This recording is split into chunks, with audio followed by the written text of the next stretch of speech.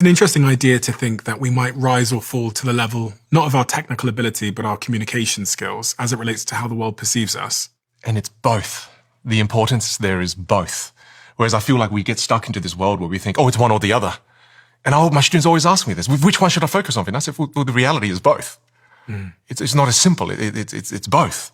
Because if I have great showmanship and then when it comes to doing sleight of hand, I suck, that's not going to work either. The people that I've been able to help the most in my career so far are the people who are technically so amazing at what they do. And they've been hidden away in the back office as a technician.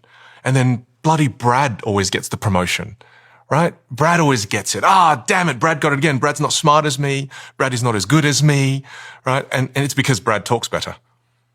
He's more visible in the work environment. You really think it often comes down to just how we speak and communicate?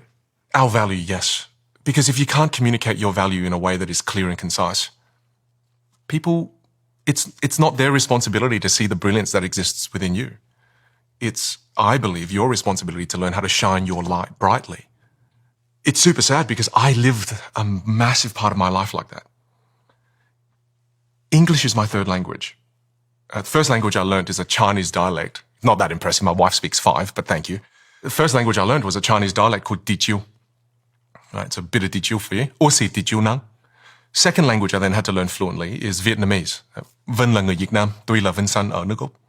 So I had to learn all these different languages growing up. These were my first 2 core languages that if I wasn't proficient in it, grandma would be pissed off, mum would be pissed off. So we had to study it. And then I went to school and had to learn English. So I went to school. I was completely invisible. I couldn't communicate with any other kid. They couldn't communicate with me. So what do kids do? Oh, it's too hard. I'll just ignore you then. They bully you. Oh, yes. I didn't even know it was bullying because I couldn't understand them.